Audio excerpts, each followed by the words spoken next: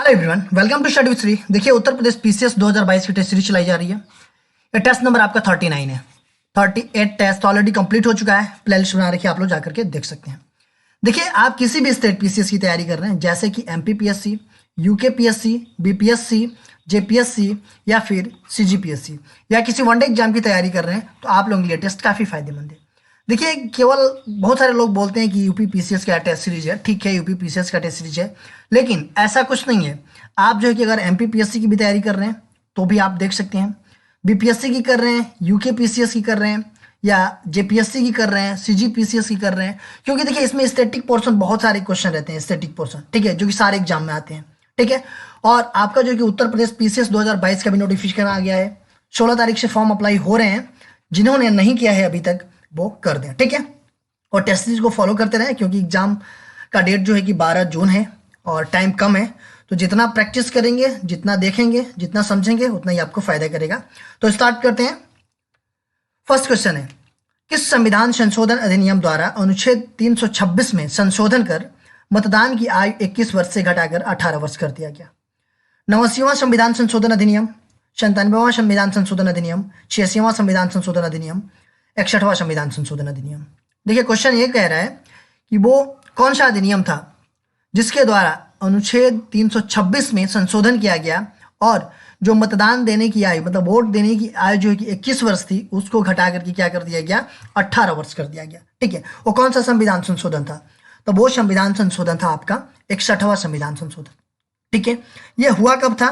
तो ये 1989 में हुआ था, ये 61वां संविधान संशोधन। और इसके द्वारा जो है कि अनुच्छेद 326 में संशोधन करके 21 वर्ष से 18 वर्ष किया गया। जो लोकसभा तथा राज्य विधानसभा में चुनाव में न्यूनतम आयु जो है चुनाव देने की, उसको किया गया। ठीक है, तो ये हो जाएगा आपका डी ऑप्शन।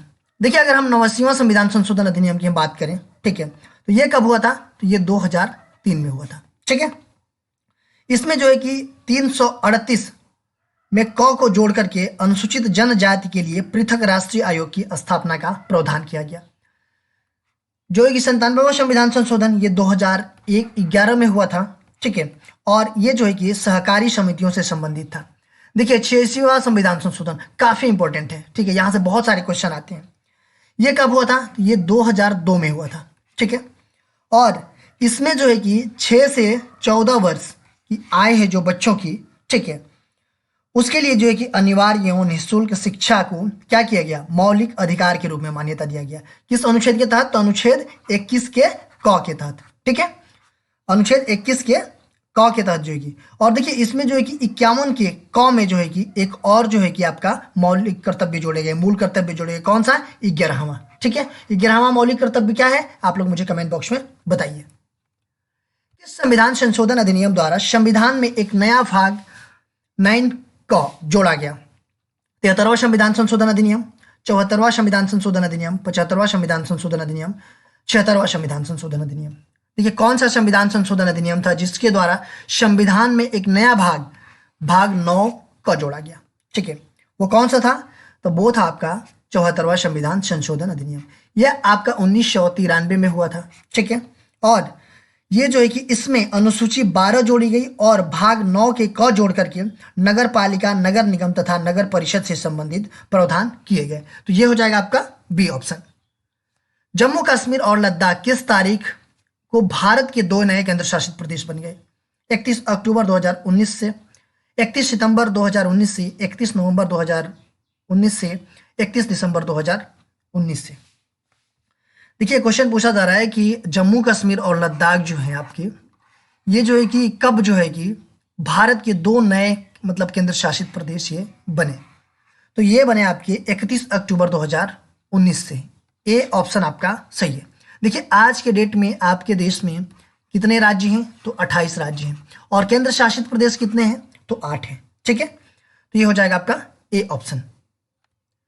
मेहरगढ़ निम्नलिखित में से किस दर्रे के निकट स्थित है?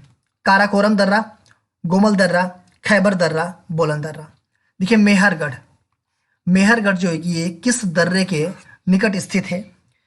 तो देखिए, मेहरगढ़ ये जो है कि आपका बोलन दर्रा के निकट है। डी ऑप्शन आपका सही है। देखिए, ये जो है कि तिरथर पहाड़ी के एक हरा भरा समतल स्थान है ये, ठीक है, मेहरगढ़।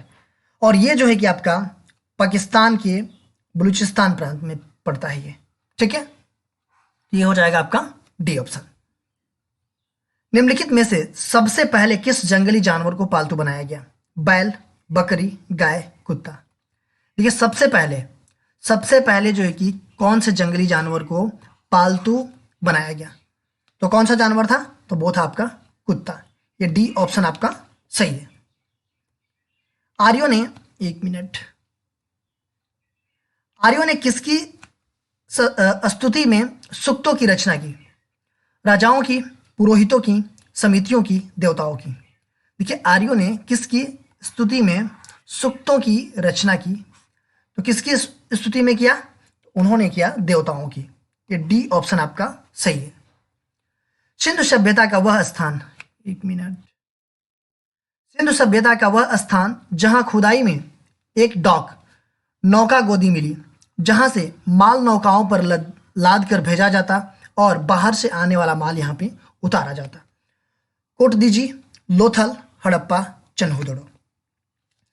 देखिए सिंधु सभ्यता का कौन सा वो स्थान था, ठीक है, जहां खुदाई में एक डाक, नौका गोदी मिली है, जहां से क्या होता था कि माल नौकाओं पर लाद करके भेजा जाता था और बाहर से आने वाला माल यहाँ पे क्या किया जाता था? उतारा जाता था, ठीक है। तो ये मिला है आपका कहाँ पे? लोथल में। ये बी ऑप्शन आपका सही है। लोथल कहाँ पे है? तो देखिए लोथल ये गुजरात में है, भोगवा नदी के किनारे, ठीक है। देखिए यहाँ पे और क्या चीजें मिली हैं? यहाँ पे चावल के भी अवशेष मिले हैं लोथल में। कोटदीजी की बात करें हम तो ये सिंध प्रांत में है, पाकिस्तान में। हड़प्पा की बात करें हम तो ये भी पश्चिमी पंजाब पाकिस्तान में है। और हम बात करें चौहुदड़ों की तो ये भी सिंध प्रांत में है, पाकिस्तान में है। तो ये हो जाएगा आपका बी ऑप्शन। भारतवर्ष में किस स्थल पर प्रागैतिहासिक काल की जोती हुई भूमि खोजी गई? धौलागिरा, लोथल, कालीबंगा, रोपड़। भारत में किस स्थल पर प्रागैतिहासिक काल की जोती हुई भूमि खोजी गई? जुते हुए खेत जो है कि कहाँ पे साक्ष्य मिले हैं? तो ये मिले हैं आपके कहाँ पे? तो ये कालीबंगा में। सी ऑप्शन आपका सही है। देखिए कालीबंगा है कहाँ पे? तो ये है हनुमानगढ़, राजस्थान में। और कालीबंगा का अर्थ क्या होता है? तो कालीबंगा का अर्थ होता है काले रंग की चूड़ियाँ। और ये घग्गर नदी के बाएं तट पर स्थित है। देखिए यहाँ पे क्या क्या साक्ष्य मिले हैं? तो जोते हुए खेत के साक्ष्य मिले हैं, भूकंप की सबसे प्राचीनतम साक्ष्य मिली है, अग्नि हवन कुंड मिले हैं, कहाँ पे? कालीबंगा में, ठीक है। बात करें हम धौलागिरा, ये कहाँ पड़ता है? तो गुजरात के कच्छ में पड़ता है। लोथल ये कहाँ पड़ता है? तो ये गुजरात में पड़ता है। और रोपड़ कहाँ पड़ता है? तो ये रूपनगर, पंजाब में पड़ता है। प्राचीन काल में विवाह के निम्न में से किस स्वरूप में वर द्वारा वधू के संरक्षक को एक गाय तथा बैल प्रदान करना पड़ता था? पैशाच, आर्स, असुर, प्रज्ञापात्र। देखिए प्राचीन काल की बात की जा रही है कि प्राचीन काल में विवाह में निम्नलिखित में से किस स्वरूप में, ठीक है, वर द्वारा वधू के संरक्षक को एक गाय तथा एक बैल प्रदान किया जाता था, ठीक है। तो ये मतलब कौन सा वो था, किस स्वरूप, मतलब कौन सा स्वरूप है कि उसमें ये सब सारी चीजें किया जाता था? जो कि वर है उसको वधू के संरक्षक को, मतलब वधू के संरक्षक का वही है, वर ही होगा, तो उसको एक गाय और एक बैल प्रदान करना पड़ता था। तो वो था आपका आर्स। बी ऑप्शन आपका सही है। मंदसौर अभिलेख श्रेणियों की गतिविधियों पर प्रकाश डालता है। लौहकार, रेशम वस्त्र बुनकर, तैलिक, पाषाण काटने वाला। देखिए मंदसौर अभिलेख श्रेणियों की गतिविधियों पर प्रकाश डालता है, ठीक है। तो ये डालता है प्रकाश रेशम वस्त्र बुनकर। ये बी ऑप्शन आपका सही है। देखिए कुमार गुप्त के मंदसौर अभिलेख से रेशम बुनकरों की श्रेणियों के संबंध में जानकारी मिलती है। तो ये हो जाएगा आपका बी ऑप्शन। किस चोल शासक ने करों को हटाने वाला सुंगमत्वित की उपाधि धारण की? कुलोत्तुंग प्रथम, राजेंद्र प्रथम, परांतक प्रथम, राजराज प्रथम। देखिए किस चोल शासक ने करों को हटाने वाला सुंगम तवित की उपाधि धारण की? तो ये किया था कुलोत्तुंग प्रथम ने। ए ऑप्शन आपका सही है। निम्न में से कौन सी रचना चोल युग में नहीं हुई? नलबेम्ब, 10 कुमार चरित, वीरा सोतियम, जीवक चिंतामणि। निम्नलिखित में कौन सी वो रचना थी जो कि चोल युग में नहीं हुई? ठीक है, देखिए नलबेम्ब ये भी चोल युग में हुई, वीराश्योतियम ये भी चोल युग में हुई, जीवक चिंतामणि ये भी चोल युग में हुई। देखिए 10 कुमार चरित ये जो है कि चोल युग में नहीं हुई, क्योंकि नहीं पूछा जा रहा है ना। तो ये देखिए अगर हम बात करें 10 कुमार चरित की, देखिए इसमें जो है ना 10 कुमारों का चरित्र वर्णन होने के कारण जो है कि इसका नाम जो है कि क्या है, 10 कुमार चरित है। ठीक है, देखिए इसकी रचना जो है कि दंडी ने की थी, और दंडी जो है कि संस्कृत गद्य साहित्य के महत्वपूर्ण विद्वानों में से ये एक थे। और ये पल्लव शासक जो नरसिंह द्वितीय थे, जिनका कार्यकाल था 690 से 715, मतलब ईस्वी में ये दरबार में इस टाइम पे ये दरबार में निवास करते थे। ठीक है, तो ये हो जाएगा आपका बी ऑप्शन। अशोक का हृदय परिवर्तित हुआ तीर्थाटन से, उपगुप्त के उपदेश से, मुगल कुलपतिस के उपदेश से, कलिंग के युद्ध से। अशोक का हृदय परिवर्तित हुआ किससे? तो देखिए ये हुआ कलिंग के युद्ध से। डी ऑप्शन आपका सही है। देखिए अशोक के राज्याभिषेक के 8वें वर्ष, मतलब कि 261 ईसा पूर्व। ठीक है, इसमें जो है कि अशोक ने कलिंग अभियान किया। ठीक है, और अशोक का जो 13वां अभिलेख है उससे यह पता चलता है कि कलिंग युद्ध से ही उसका हृदय परिवर्तन हो गया। तो ये हो जाएगा आपका डी ऑप्शन। गुप्त एवं गुप्तोत्तर, एक मिनट, गुप्त एवं गुप्तोत्तर युग का देवगढ़ मंदिर किस काल में बना था? कल्याण काल, मौर्य काल, गुप्त काल, वर्धन काल। गुप्त एवं गुप्तोत्तर युग का जो देवगढ़ मंदिर है वो किस काल से बना था? तो ये बना था आपका गुप्त काल से। सी ऑप्शन आपका सही है। देखिए देवगढ़ का दशावतार मंदिर ये गुप्त काल में बनवाया गया था। ठीक है, और ये उत्तर प्रदेश से कहाँ पे है? तो ललितपुर जिले में है।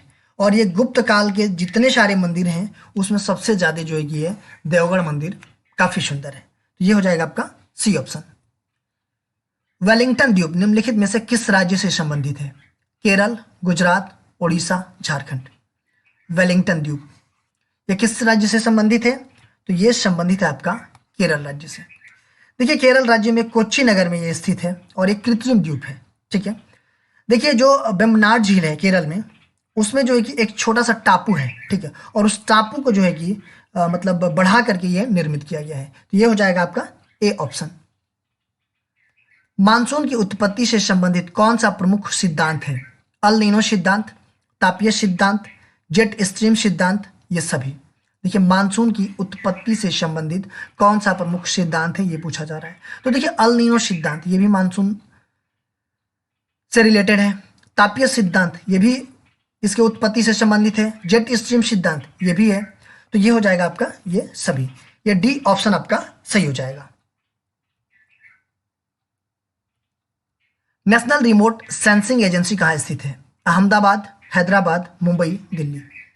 नेशनल रिमोट सेंसिंग एजेंसी, ठीक है, ये कहाँ पे स्थित है? जो राष्ट्रीय सुदूर संवेदन केंद्र। देखिए ये है ना जो है आपका जो इसरो है। ठीक है, ये जो है कि इसरो का एक प्रमुख केंद्र है। ठीक है, और यहाँ पे दूर संवेदी गतिविधियां होती है। यहाँ पर जो चित्र उपग्रह द्वारा लिया जाता है, ठीक है, उसको क्या होता है कि जो उपयोगकर्ता होते हैं और जो जन सामान्य होते हैं उन तक ये पहुंचाने का काम करता है ये। ठीक है, और इसका कहाँ पे मतलब ये स्थित है? तो ये स्थित है आपका हैदराबाद में। ये बी ऑप्शन आपका सही है। लोकटक शक्ति परियोजना निम्नलिखित में से किस राज्य में स्थित है? पश्चिम बंगाल, केरल, मेघालय, मणिपुर। लोकटक शक्ति परियोजना ये कहाँ पे किस राज्य में स्थित है? तो ये जो है कि मणिपुर में स्थित है। डी ऑप्शन आपका सही है। देखिए लोकटक झील भी है। ठीक है, लोकटक झील ये मीठे पानी की पूर्वोत्तर भारत की सबसे बड़ी झील है। ठीक है, और इस झील में केबुल लामजाओ नाम का तैरता हुआ राष्ट्रीय पार्क है। पूछा जाता है कि एकमात्र जो है कि तैरता हुआ राष्ट्रीय पार्क कौन सा है? तो वो है आपका क्या? केबुल लामजाओ। और ये कहाँ पे सिचुएटेड है? तो ये लोकटक झील में सिचुएटेड है। ठीक है, तो ये हो जाएगा आपका डी ऑप्शन।